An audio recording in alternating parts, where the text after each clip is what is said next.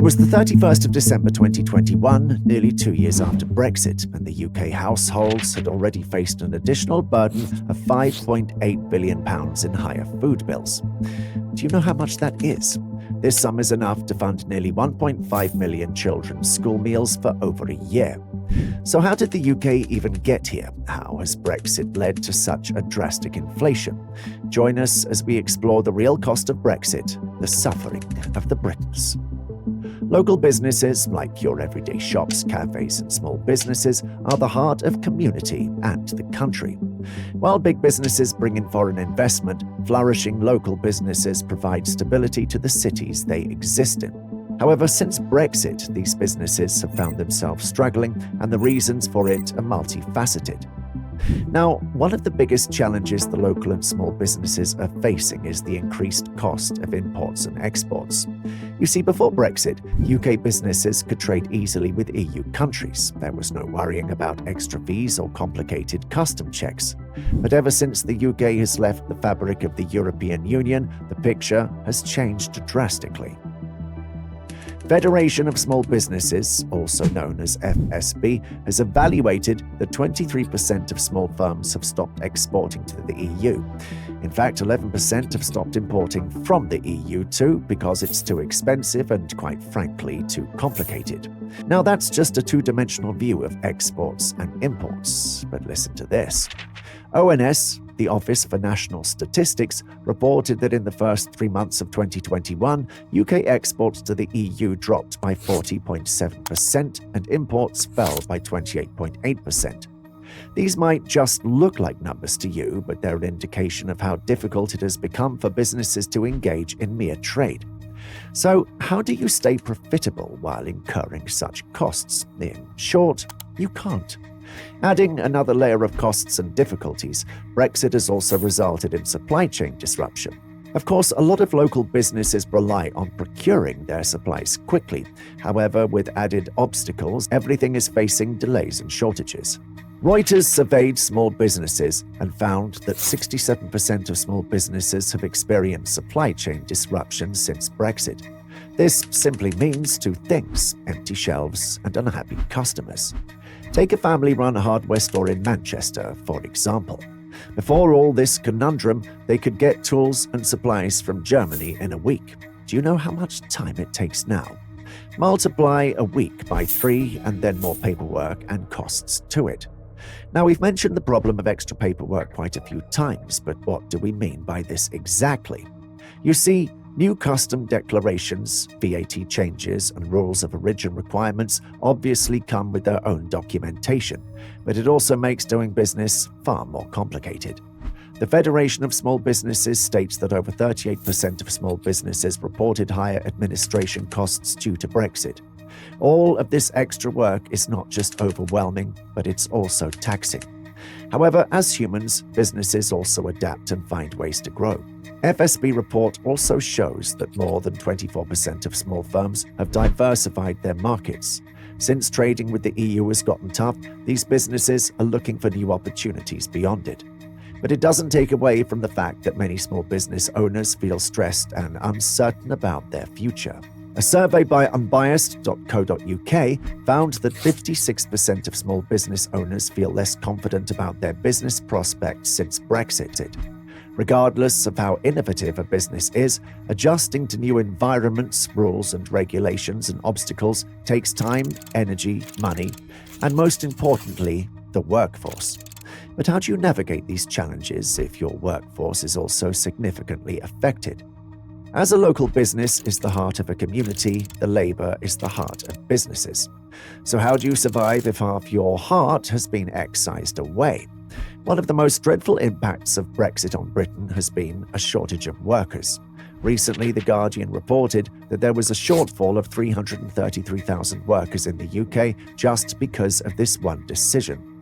All of this implies one thing: there are jobs, in fact many jobs, however there aren't enough people to do them. Imagine running a hospital, a farm, or a hotel, but not having enough workers to run it. The sectors and companies that rely heavily on workers from the EU are doomed until they find a sustainable alternative solution.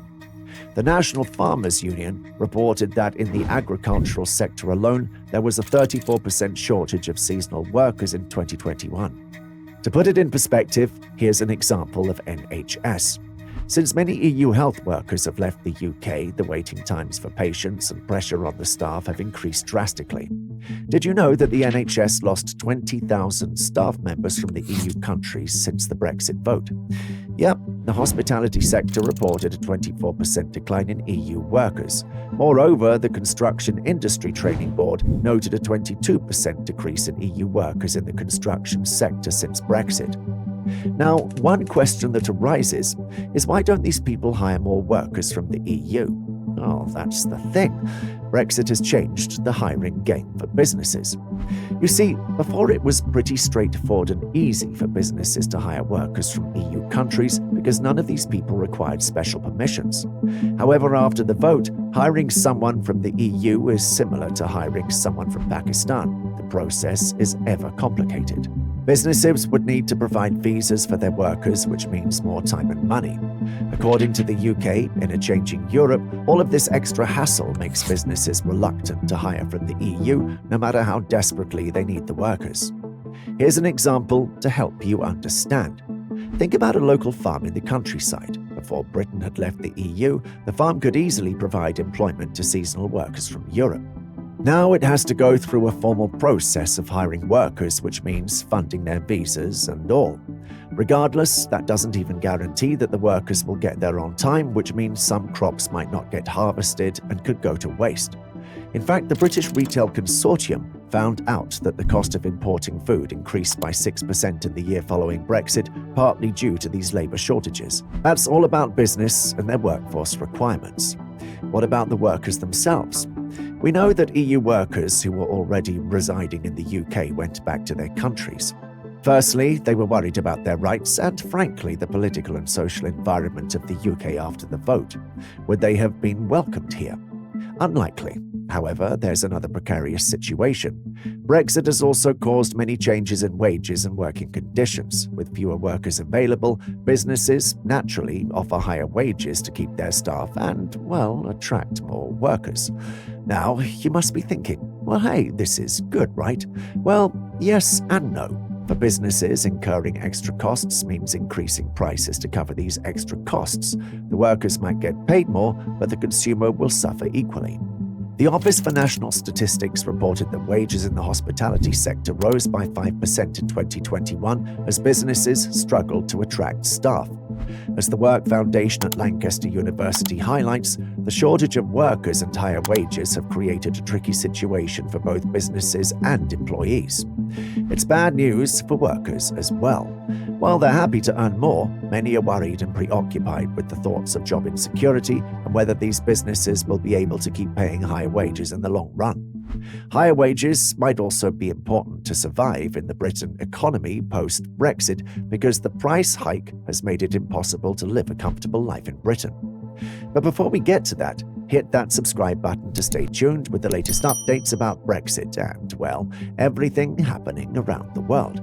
As you know, inflation is a big black monster. In simple terms, it's when the prices of things you buy every day go up. From clothes, food, and grains to petrol, gas, and electricity, everything is affected.